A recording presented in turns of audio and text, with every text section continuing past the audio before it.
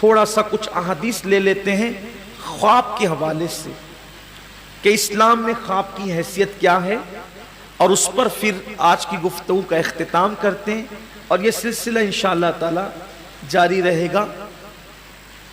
اسلام میں خواب کی بڑی اہمیت ہے۔ آج خواب کو لوگ کچھ اہمیت نہیں دیتے ہیں، لیکن اسلام میں خواب کی بڑی اہمیت ہے۔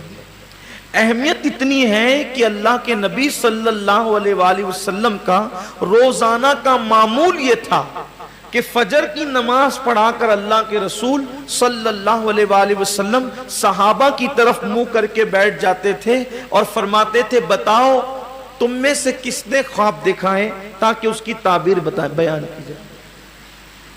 یہ معمول تھا۔ اب خواب کی اہمیت لوگوں کے درمیان نہیں رہ گئی۔ اللہ کے رسول علیہ السلام کی ایک حدیث ہے کہ خواب، نبوت تو ختم ہو گئی لیکن فیضان نبوت ابھی بھی باقی۔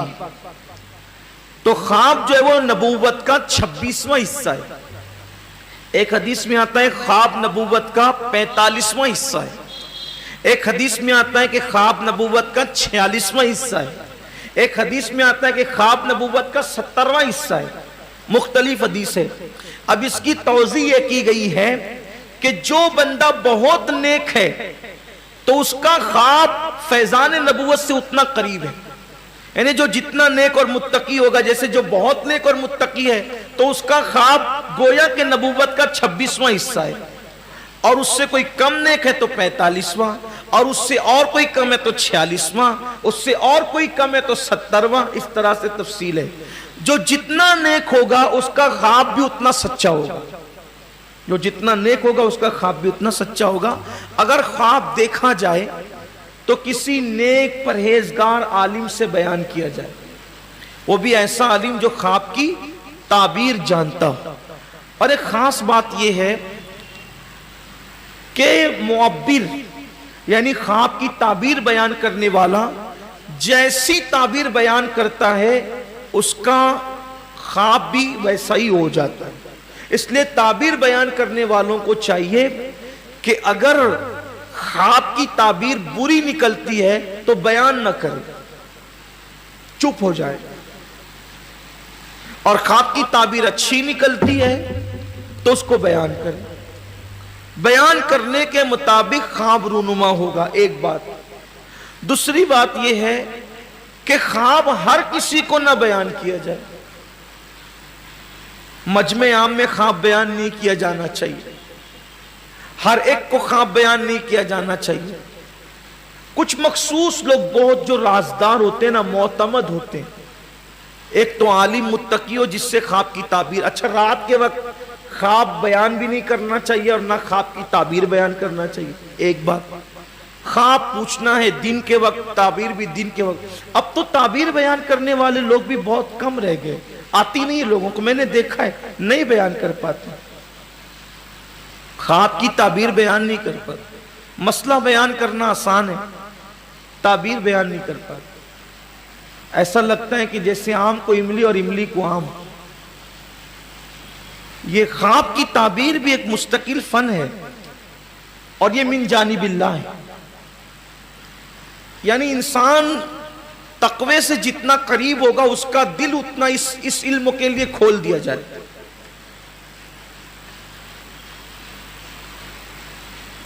اور عورتوں کو خواب نہیں سنانا چاہیے، یہ بھی آیا ہے حدیث پاک میں۔ خواب عورتوں سے نہ بیان کیا جائے، ہر خاص و عام سے بھی بیان، مخصوص لوگوں سے۔ اس سلسلے میں اب دیکھیں جناب یوسف کا خواب بھائیوں ہی کو پتہ چل گیا تو بھائی دشمن ہو گئے۔ آج کل تو میں دیکھتا ہوں کہ خواب اخبارات میں چھپتے ہیں، خواب رسائل میں چھپنے کی چیز تھوڑی ہے خواب، وہ تو اللہ اور بندوں کے درمیان ایک راز ہے، اللہ اور بندوں کے درمیان ایک راز، وہ چھاپنے کی چیز نہیں ہے۔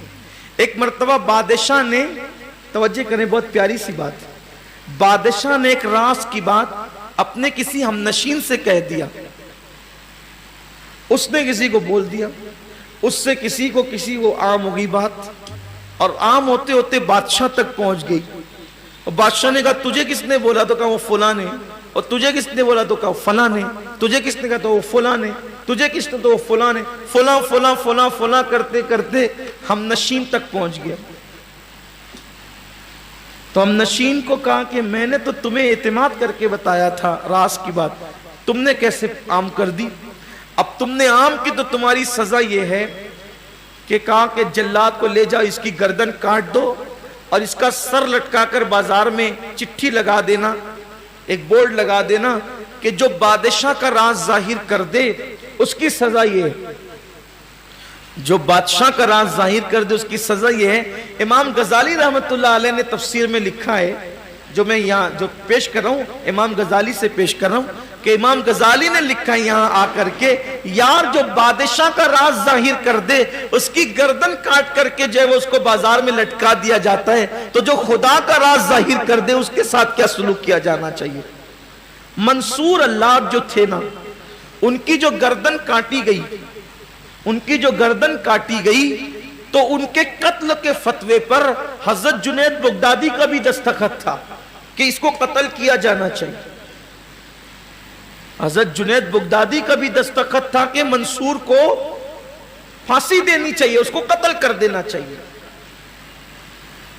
تو حضرت محمد, ان کا اصل نام محمد حسین ہے, ابن منصور اللاج, بہت بڑا نام ہے یہ, اولیاء میں سے بہت بڑے ولی ہیں.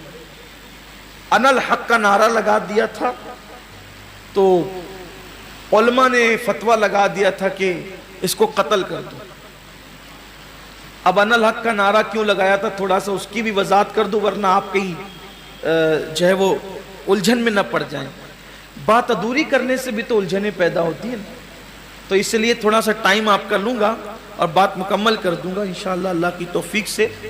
اصل بات یہ تھی کہ منصور ولایت کی اس منزل پر پہنچے کہ خدا کا حسن ان کے سامنے بے نقاب ہو گیا, ولایت کی مشاہدہ یار میں مصروف ہو گئے. تو پتھروں سے, درختوں سے اور ایک ایک ذرے ذرے سے آواز آتی تھی کہ کون ہے جو اللہ کی راہ میں اپنے آپ کو قتل کرنے کے لیے پیش کرے. سوال کہاں سے ہو رہا تھا؟ درختوں سے, پتھروں سے, دریاؤں سے, ذرے ذرے سے, کون ہے جو اللہ کی راہ میں سر کٹائے؟ تو کہتے تھے انا الحق, اس کا میں حقدار ہوں, اس کا میں حقدار ہوں. تو اب چونکہ جو علماء ظاہر تھے اس دور کے, اہل فتویٰ, تو سوال تو وہ نہیں سن رہے تھے, وہ صرف جواب سن رہے تھے. تو انا الحق کا مطلب یہ تھا کہ میں حق ہوں, میں حق ہوں. اب جس نے کہا میں حق ہوں تو وہ تو کافر ہی ہوگا. تو چونکہ سوال اور جواب جو دونوں سنے گا تو صحیح مسئلہ اور صحیح جواب اخذ کرے گا. اب بیچارے وہ تو اہل ظاہر تھے, وہ تو چشمے کے بغیر جن کو سامنے کا نظر نہیں آتا ہو, تو انہوں نے درختوں کو کیا دیکھنا ہے؟ انہیں درخت کیا نظر آنا ہے؟ درختوں کی آواز کیا سنائی دینا ہے؟ ذروں کی آواز ان کو کیا دکھائی دینی ہے؟ تو یہ تو منصور ہی دیکھ رہے تھے اور سن رہے تھے اور کہتے تھے میں اس بات کا حقدار ہوں, لیکن سوال وہ نہیں سن پا رہے تھے, صرف جواب سن رہے تھے. استفتاء کیا گیا, سینکڑوں علماء نے دستخط کر دیا. لیکن ان علماء میں ایک عالم ایسا تھا جسے طاؤس العلماء سید الطائفہ جنید بغدادی کہتے تھے, جو سوال بھی سن رہے تھے اور جواب بھی سن, لیکن انہوں نے بھی دستخط کر دی اس کو قتل کرو.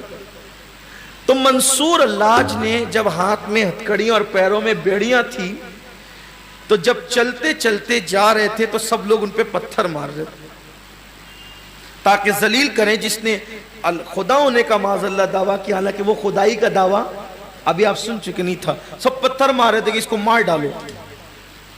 تو حضرت جنید بھی کھڑے تھے صف علماء میں, طاؤس العلماء کہلاتے تھے, بہت بڑے عالم تھے لیکن ولی بھی تھے, ظاہری نہیں تھے, ظاہر میں بھی تھے اور صاحب دل بھی تھے. تو انہوں نے سوچا کہ کچھ نہ کچھ تو مارنا پڑے گا نا, ریکارڈ بادشاہ کے ریکارڈ میں آنا چاہیے کہ میں نے بھی جب دستخط کیے تو میں نے بھی مارا ہے. اگر ریکارڈ میں نہیں آئے گا تو بادشاہ کہیں شک نہ کرے کہ دستخط تو کر دیے, مارا نہیں ہے, اس کا مطلب اس سے کچھ ملا جلا کچھ معاملہ ہے. تو کہا سب مار رہے ہیں, بادشاہ کے کارندے دیکھ رہے ہیں.